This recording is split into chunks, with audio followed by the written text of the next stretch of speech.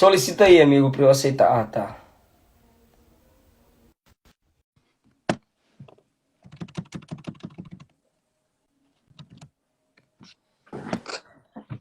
É isso aí. Voltamos. Voltamos. Então, pastor Anderson, eu sei que tu tens visto isso, como eu também. Os camaradas se valem de textos sem contextos, criam suas próprias teologias. A autoridade, como já foi dito pelo senhor aqui, a autoridade que a própria Bíblia não lhes deu, e eles fazem das escrituras uma capa para cobrir e disfarçar sua pecaminosidade. São os hipócritas que desvalorizaram o sacerdócio familiar e, ao mesmo tempo, desvalorizam os dons espirituais, porque como que os camaradas valorizam os dons, mas eles não pensam que antes eles foram colocados na igreja por Deus como dons para a igreja. Deus os deu como dons. Então, eles estão, através dos seus dons, conquistando as moças aos seus redis, como Davi. Eu fiquei observando hoje o tanto que Davi deu ordem. Esse negócio de mandar é perigoso para os líderes atuais. Davi manda saber quem é Batseba. Davi manda que o marido dela vai descansar com ela. Davi manda Joabe colocá-lo no lugar mais perigoso. Davi manda que ela venha ter com ele. E assim Davi vai mandando. E o que Davi se torna? Um escravo do adultério. Então quem manda demais, porque já cresceu no ministério, no topo, ele se sente no topo, pode ser o momento, pastor, que ele está mais distante de Deus. Porque o momento que eu vejo Davi mais perto de Deus é lá no vale, pegando 5 pedras. E o momento que vejo Davi distante de Deus é quando ele está enterrado no lugar alto do palácio. Então, nós, homens, obreiros, líderes que nos assistem, vigiem e não façam da posição que Deus deu a vocês trampolim para se sentirem dignos de pecar contra Deus. Isso me incomoda, mas eu tenho que falar, e não tinha live melhor do que essa para eu falar junto contigo, pastor. Eu estava fazendo lanche aqui para as crianças à tarde e o Espírito Santo me saltou algo interessante. Toda justificativa de comportamento pecaminoso, quer seja de líderes, quer seja de cristãos, tem por respaldo os homens de Deus do Antigo Testamento. E eu quase dei um pulo aqui quando o Espírito Santo trouxe isso. Meu Deus. Não teremos nenhum patrocinador ao nosso pecado no Novo Testamento. Todo o patrocínio para o comportamento sexual e moral está no Antigo Testamento. Você vai poder usar Sansão, você vai poder usar Davi, você vai poder usar quem você quiser. Abraão, você vai poder usar Moisés na questão de poligamia. Ah, olha só, uma desviadinha. Olha, Abraão negociou a mulher dele por 2 vezes, por medo de morrer e por aí vai. É tão sério Deus crucificado em Jesus para a nossa redenção que não há nenhum apóstolo em pecado. Nenhum apóstolo. Todo respaldo. Olha, Davi pecou e foi um homem de Deus. Não.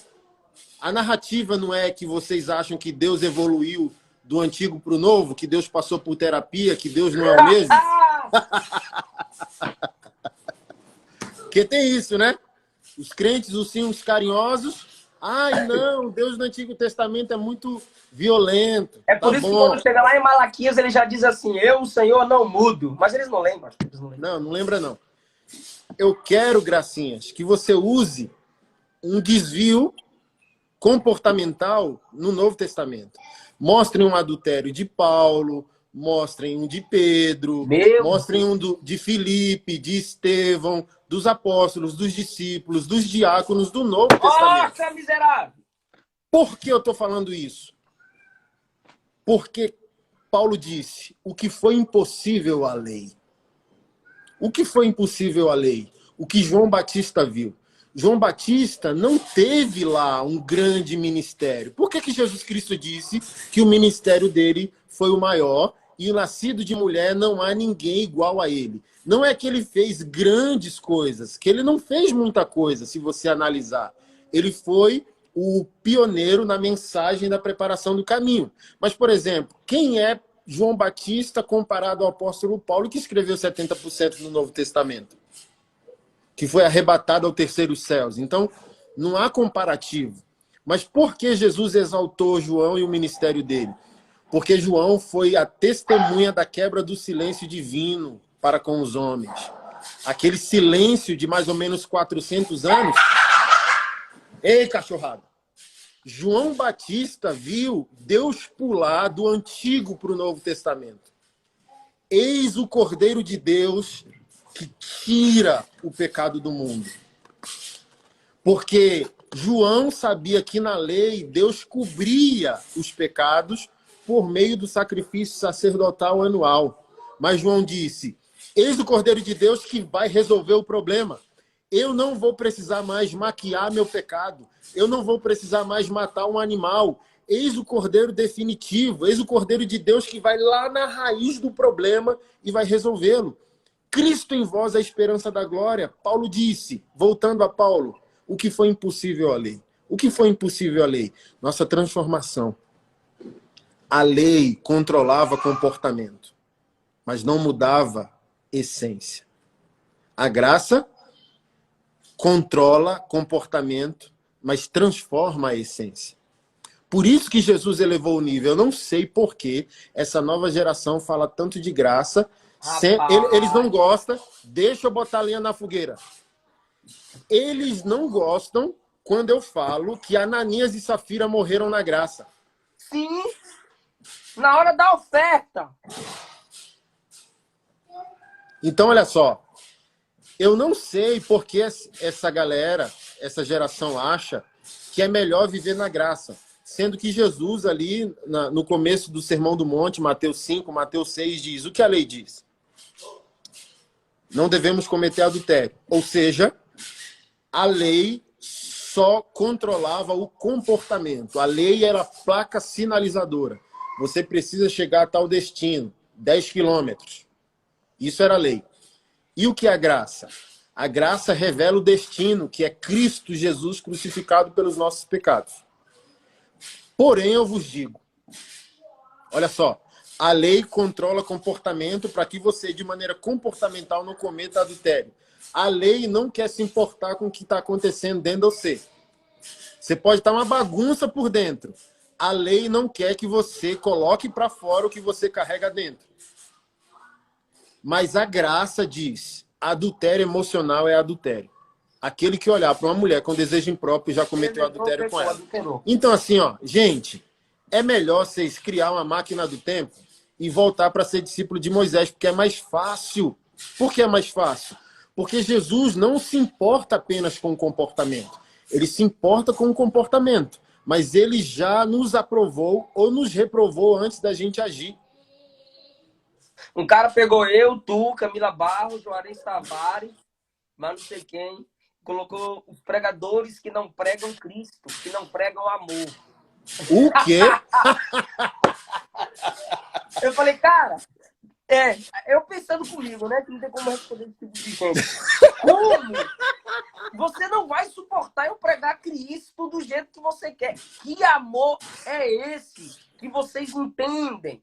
Que na dispensação da graça, ele expõe Judas, aquele que comigo põe a mão no prato, vai me trair. Ele olha para Pedro e diz para trás de mim, Satanás, porque você está olhando só as coisas dos homens e não as coisas de Deus.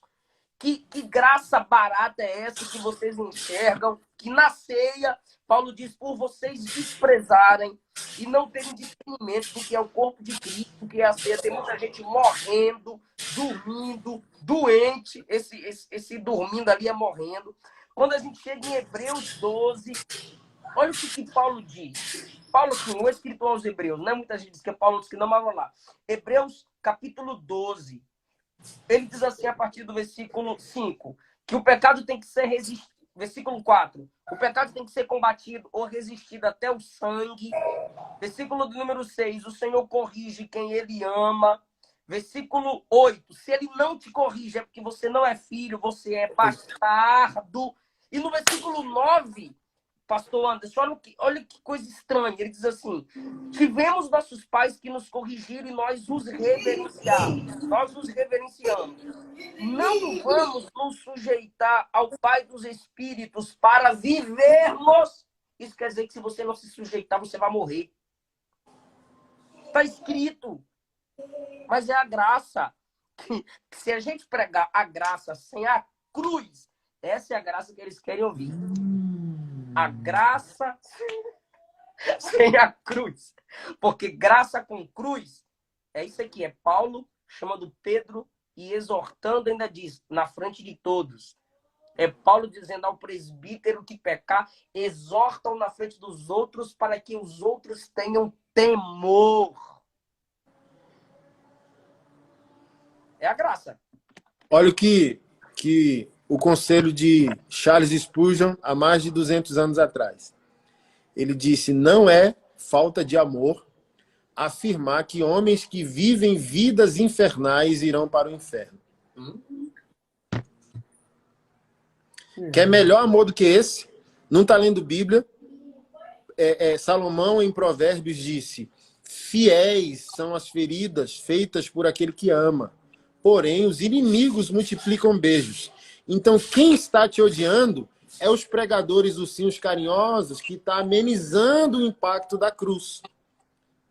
Mas pastores que estão perdendo a reputação porque estão chamando as coisas pelo nome, pecado é pecado, sempre foi, e se você vive nele, você vai para o inferno. Eu postei esses dias, meu amigo, eu converti numa época onde pastores pregavam o que está escrito. Hoje, esses massageadores de ego dizem, olha, você traiu a esposa, procura um terapeuta, que você é ninfomaníaco. E a Bíblia diz que o adúltero não entra. Acabou. Ah, mas está falando do reino, não está falando da salvação. Mas coisinha linda, como que pode haver desconexão de uma coisa para outra? Porque do tipo assim, eles querem, com essa narrativa, dizer que salvação e reino são coisas distintas. Vamos lá, há a base teológica para a gente discutir que salvação e reino são coisas distintas.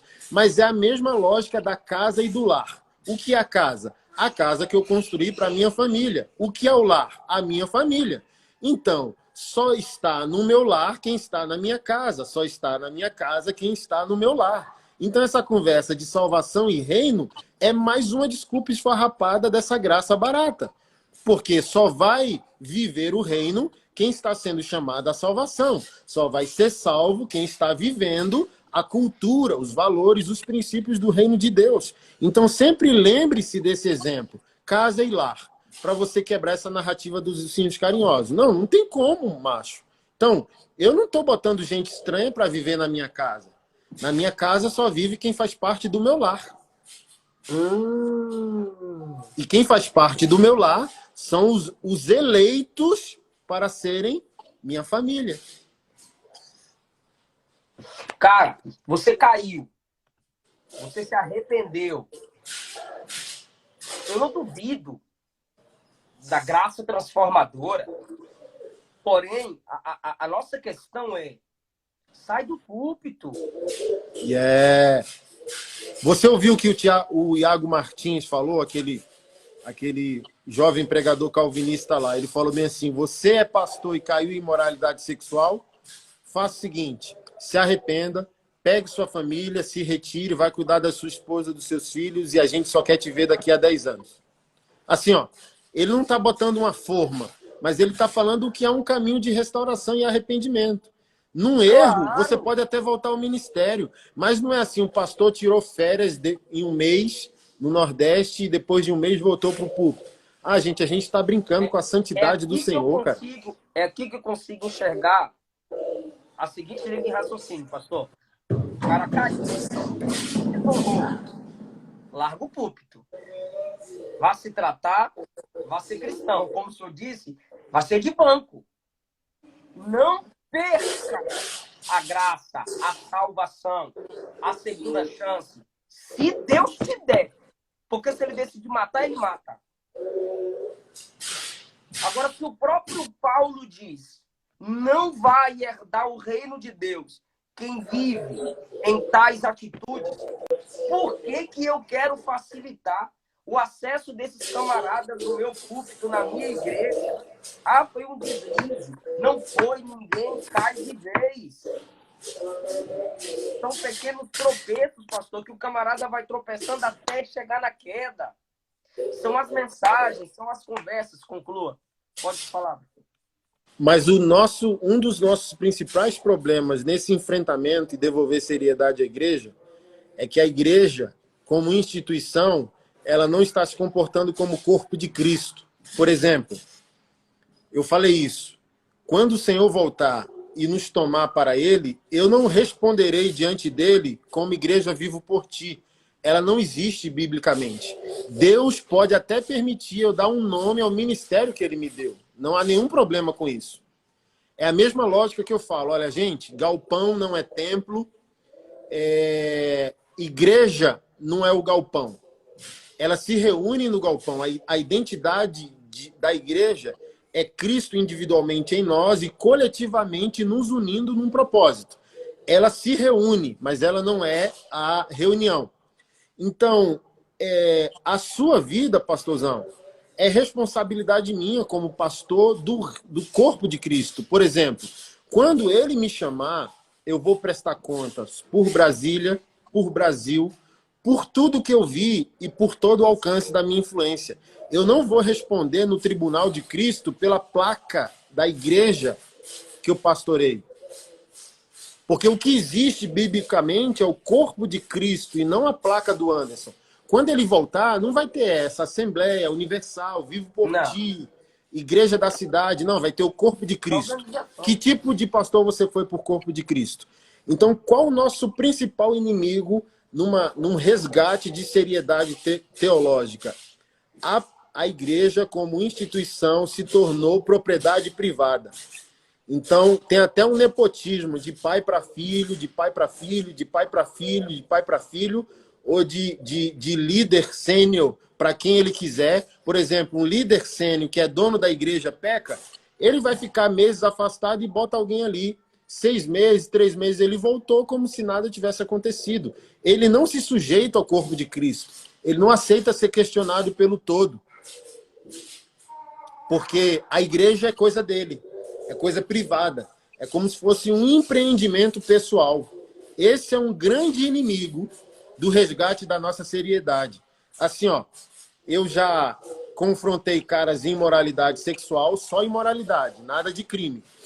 E quando o cara foi pegar numa conferência ou numa igreja de amigos meus, eu pegar o telefone e falar, senta com esse camarada e confronta ele que ele está fazendo isso, isso e isso. Se ele falar que é pecado vencido, deixa abaixo.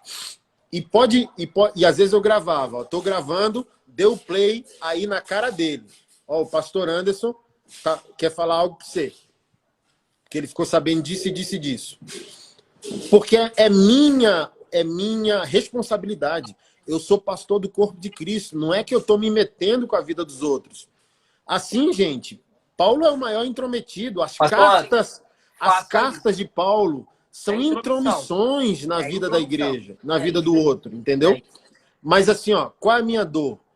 Os caras não se importam, porque aquele cara que eu sei que está em moralidade, ele tem 200k de seguidores, ele vai bombar a conferência, ele vai movimentar o dinheiro, a venda do material. Então, no fim, também o silêncio para com a santidade da igreja e do altar da igreja brasileira é uma questão sistêmica de lucro. Não vamos mexer com o vespeiro, porque se a gente atrapalhar a logística, eu atrapalho o que eu estou ganhando também para manter meu ministério.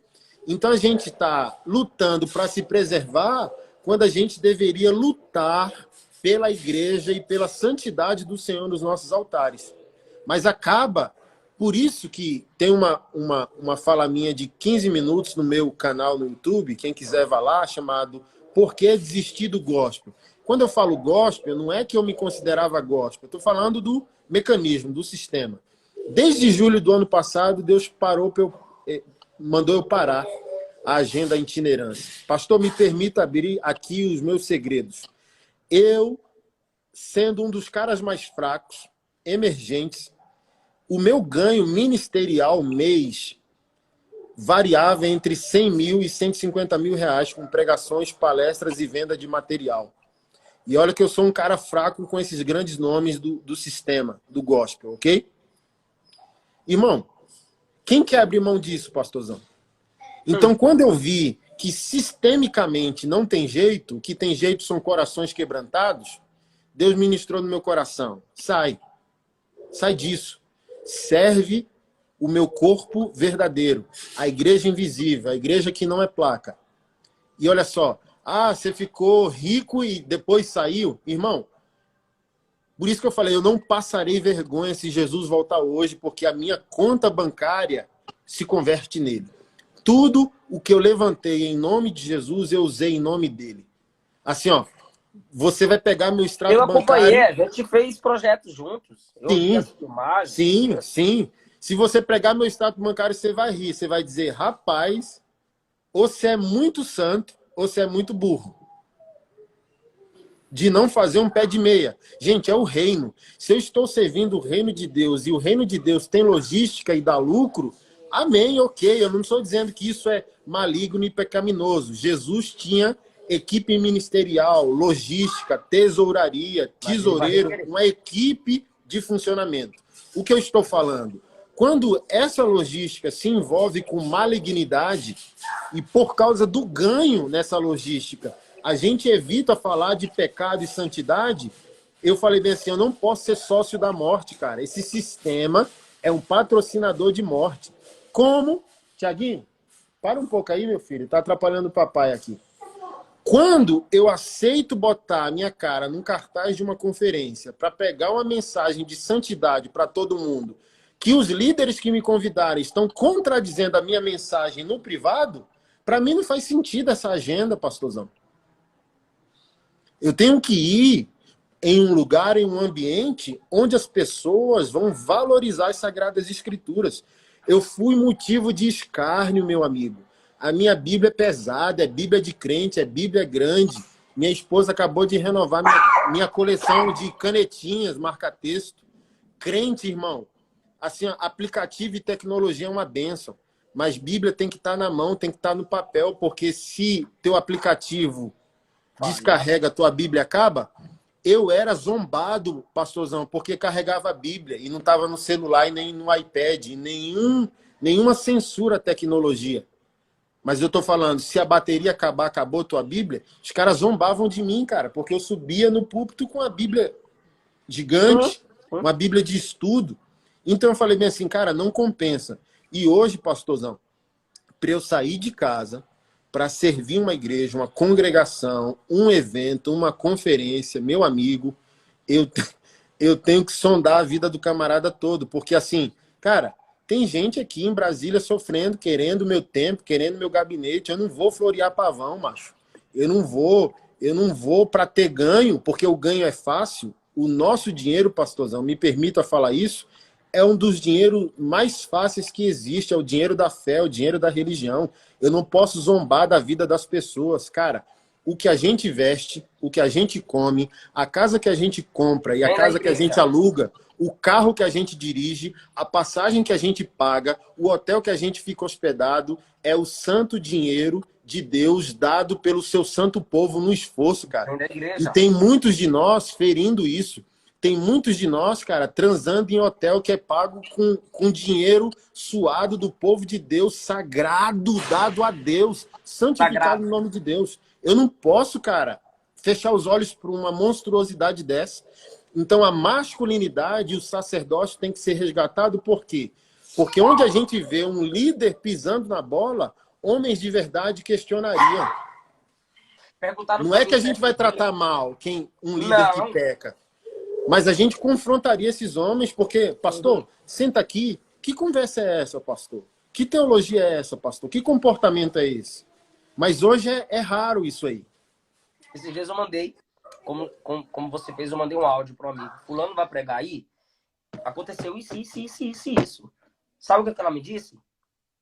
É isca, mano. É isca. O cara atrai. Eu falei, então me tira da programação. Porque se ele tiver, ou eu mando ele descer do púlpito, ou eu desço do púlpito de costas para vocês. Como assim? Porque Deus não me chamou para ser isca. O Senhor me chamou para ser pescador. Então, o carisma do cara não pode ser colocado acima do caráter. Pastor Anderson, o que a gente sente, coisa linda, ó. O que a gente sente, o que o senhor está sentindo, se chama vida. É a prova de que a igreja não morreu em nós. Porque existem pessoas que olham para a igreja e perguntam o que ela fará por mim. Alguém perguntou para mim esses dias, pastor, eu não vejo você com muita amizade com o itinerante. Pastor, esqueci o nome dele, fez uma live maravilhosa comigo, um grande pregador. Ele perguntou, você se inspirou em que tipo de gente para chegar onde chegou no ministério? Quais os pregadores que você veio se inspirando? Eu disse pregador nenhum, em pastores. Eu sempre fiquei perto de pastor, porque Amém. eu sei o que é ter cheiro de ovelha, sentir dor pela ovelha. Eu sei o que é o meu pastor chegar estressado na igreja. Igreja, como a gente comunica, sentar na tribuna e dizer assim, estou retado, vou pregar não, prega você. Hoje eu não posso pegar nesse microfone. Eu já vi meu pastor pedir a morte. Itinerantes que andam viajando, postando suas viagens de avião em seus carros, não sabem a dor de um pastor. Então eu sempre morei com pastores e prefiro amizade de teólogos, porque hoje pregação, pregador, ministério, está virando ostentação. Então, como eu vi os seus projetos, o projeto do chileno Vergara, o Soldado Ziza, não sei se você já conheceu o Soldado Ziza. Ele me pediu para falar contigo, depois a gente vai conversar sobre isso. Ele tem um projeto, pastor, ele é bombeiro. Soldado Ziza. Soldado Ziza, ele é bombeiro, mas ele se veste de palhaço para investir dinheiro, ele pede dinheiro. E o meu ministério abençoa o ministério dele para ajudar crianças cancerosas. Ele posta, ele tem vídeo no YouTube e tudo, cara. A última vez agora, ele estava levantando 60 mil reais na internet para fazer um tratamento de uma criança lá em Barcelona. Ou seja, o dinheiro conquistado em nome de Cristo, usado no reino de Cristo. Agora, o que está faltando nos crentes, nos ministros? Vida. Por que eu digo vida?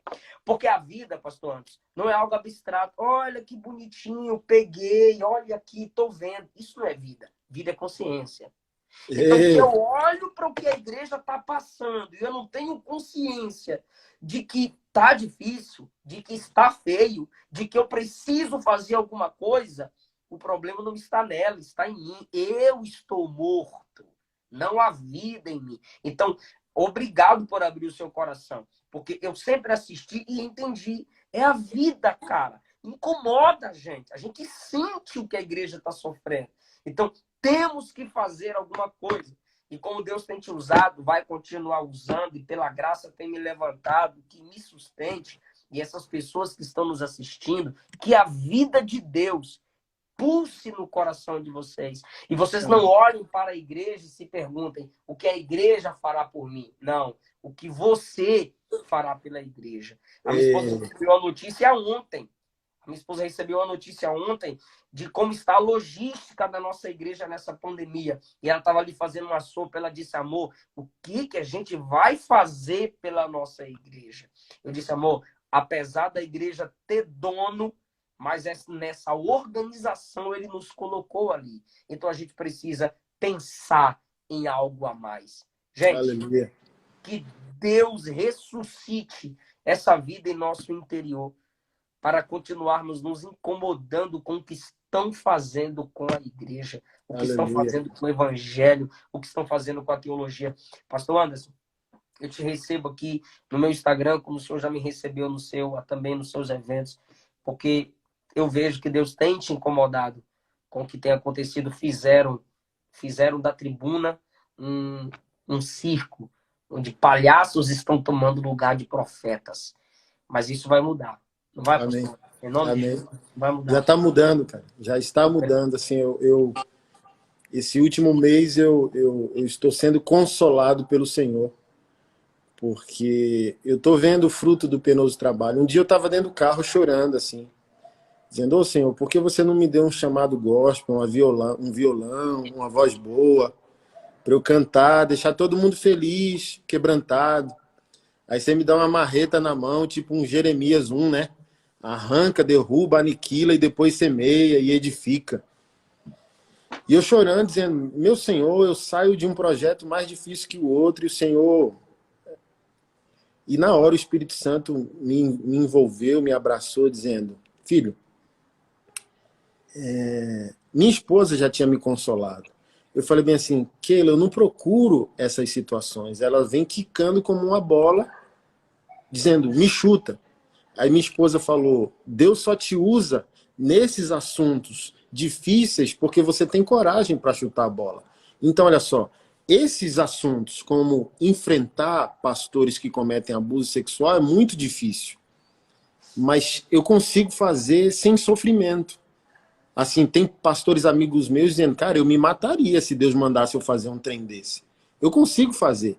Deus falou bem assim, Anderson, deixa eu explicar para você.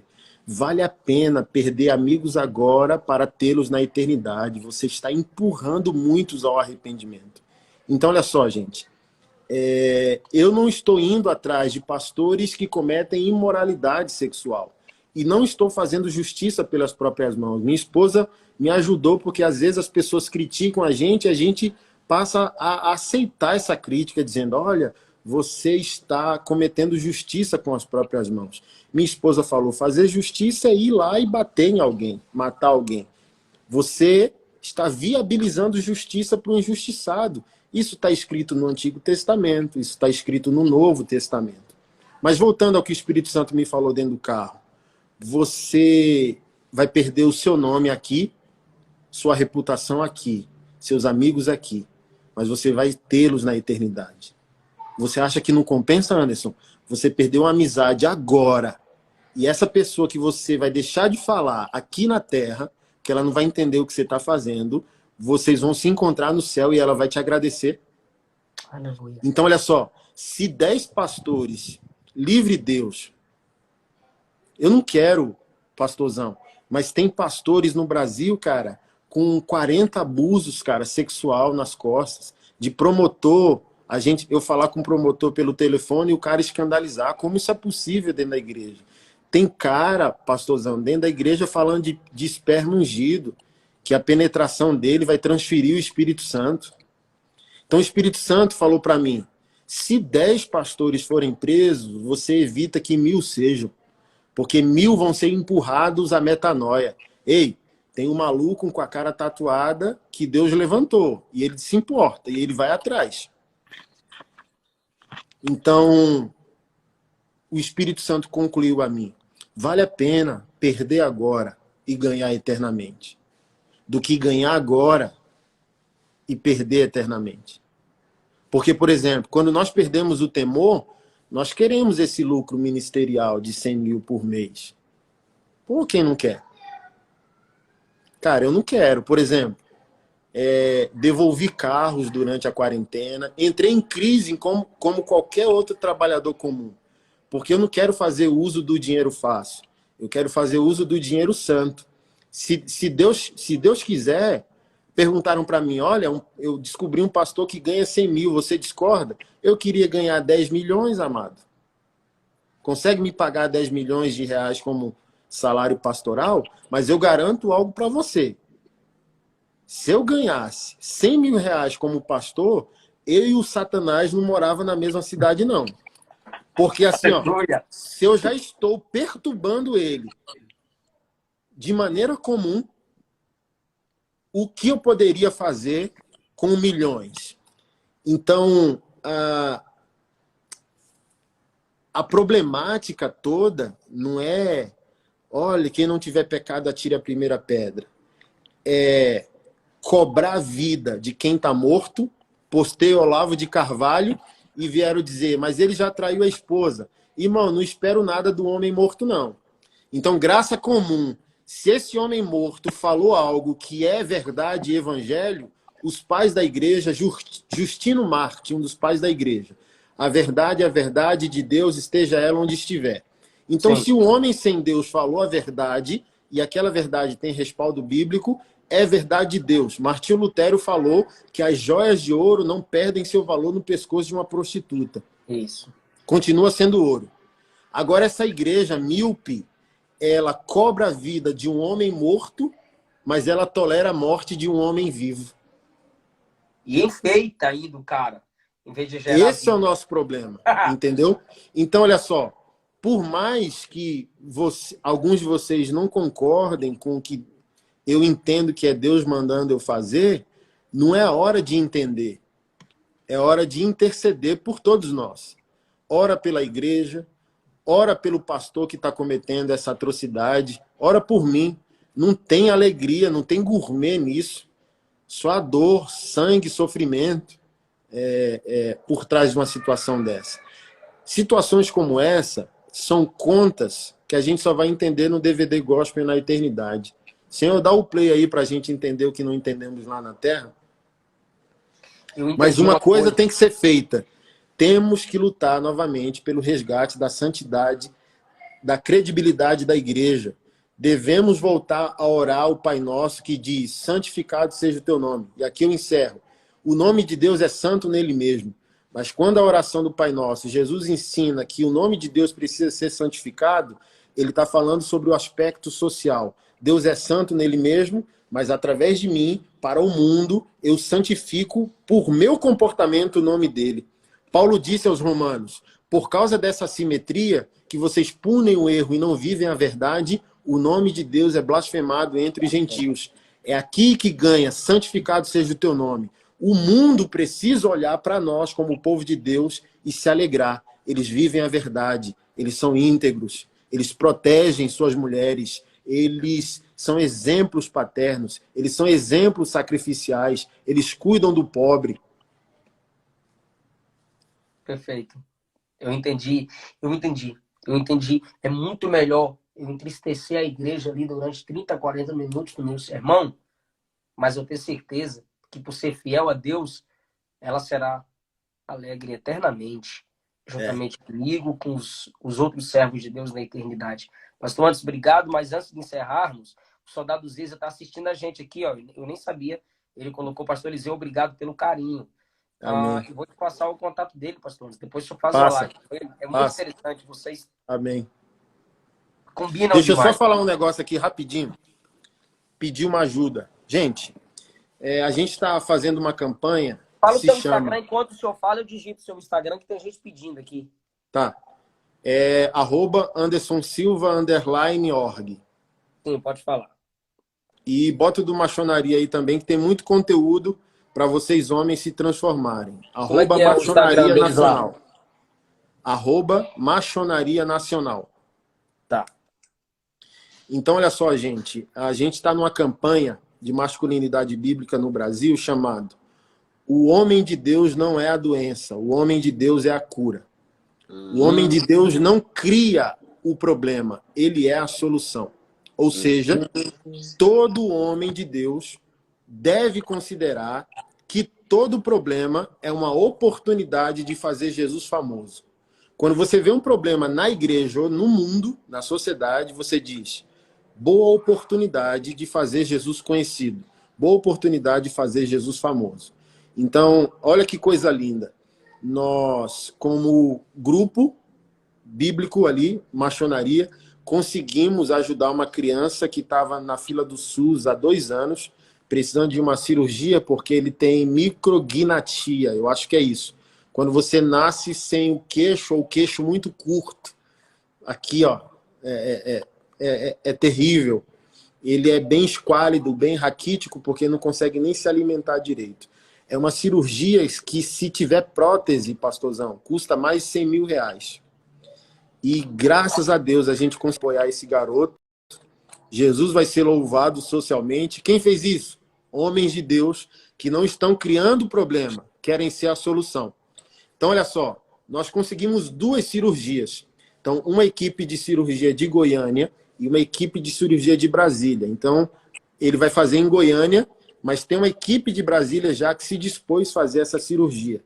Se você conhecer qualquer pessoa no Brasil que sofra dessa síndrome ou dessa deformidade, dessa deficiência que chama micrognatia, você pode entrar em contato com a gente, que a cirurgia já está autorizada. É uma cirurgia que vai ali entre 30 e 100 mil. E a gente já tem ela gratuita para doar para essa pessoa que você possa conhecer. Entre em contato com a gente. Já resolvemos esse problema. O segundo problema para a gente resolver é aí em Goiânia. Aí em Goiânia tem um pastor que se chama Alexandre Barros. Há 3 anos atrás, mais ou menos, ele teve um acidente de carro e ele comprometeu a perna dele lá, que deu uma bactéria, uma infecção, alguma coisa assim. E nesse ano, eu acho 2020 ou foi 2019, infelizmente ele teve que amputar a perna esquerda dele, do joelho para baixo. É um pastor, ele precisa voltar à atividade, ele precisa voltar a produzir para Deus e para o reino de Deus. Mas para piorar a situação do nosso querido irmão, ele tem uma filhinha autista severo, não verbal. Eu tenho um filho autista, eu sei a pressão que é isso. Quando a família não é unida, isso causa um problema familiar terrível. Então eu sei a dor que isso gera. Então nós estamos numa campanha de arrecadação de 20 mil reais para que esse pastor coloque a prótese e faça o tratamento com o, fisioterapeuta para recuperar, voltar a andar, porque toda a terapia da filha depende dele para levar ela como motorista. Então ele sem perna, a filha autista pode só piorar o seu quadro porque não está tendo o atendimento necessário das terapias. Então a gente precisa botar esse homem de Deus para andar ontem. Tá? Isso vai glorificar o nome de Deus e vai acelerar a vontade de Deus na vida dele. O mundo ganha, a sociedade ganha, a família dele ganha, o reino ganha. Tá? Graças a Deus, para ajudar a criança e para ajudar o pastorzão, a gente já deve ter arrecadado aí por volta de 6 mil reais. Então, a gente vai conseguir bater essa meta. Se você quer ajudar esse pastor, você vai seguir o meu perfil, Anderson Silva _org. Se você já me segue, você já sabe o que fazer. Ou do Machonaria, @Machonaria Nacional. Ou vai no Telegram, se você tem esse aplicativo, e procura o grupo Machonaria. E lá você vai receber todas as informações. Segue a gente e lá no meu perfil ou no perfil do Machonaria, procura as postagens no feed e você vai ver um banner de um pastor lá na maca sem a perna esquerda. Lá na descrição do vídeo você vai ver a conta bancária do projeto, onde você pode fazer a sua doação. Ou você pode, gente, para facilitar, baixar meu aplicativo. No banner da live com o pastor Eliseu, tá lá embaixo. Baixa o aplicativo do pastor Anderson Silva. Tanto Android quanto iOS, você vai lá na lojinha, Anderson Silva Oficial. Baixou o aplicativo, vai lá em projetos, você vai ver todos os meus projetos e tem o ícone doação também. Clicou no ícone doação, você vai para o PicPay, que é um tipo de PayPal. Fez seu cadastro, cadastrou seu cartão, você pode fazer a doação ali. Então tem essas duas maneiras. Ou você vai fazer pela a conta bancária, sua doação ao pastor, ou você vai baixar o meu aplicativo e fazer por lá, por meio do seu cartão de crédito, tá? Eu vou postar agora, a primeira postagem do meu feed vai ser essa postagem do pastor que precisa da prótese. E na descrição da postagem vai estar lá a conta bancária para você fazer essa doação. Eu peço essa gentileza para você, pastorzão. Se você também puder fazer essa postagem para os seus seguidores que estão aqui, a gente conseguiu atingir um público de mais de 3 mil pessoas. Para deixar vivo, deixa no seu feed aí. A gente precisa botar esse homem de Deus para andar, cara. Isso é reino. Quando a gente vê um homem sacrificial que quer viver para o reino, para sua família, a gente tem que ajudar. A gente não pode virar as costas. Me manda o banner. Tá bom? Me manda o banner. Amém. Meu amigo, te amo, te respeito. Um prazer. Obrigado. É uma alegria, uma honra ter um momento desse aqui como você, que eu acredito, cara, que destrava, abençoa, edifica, inspira, encoraja muitos homens e mulheres de Deus. Então, eu só tenho gratidão, tá? Obrigado, amigo. Até a próxima. Deixe salvo também essa aqui que eu vou baixar. Tá bom. Tamo junto. Amém. Valeu.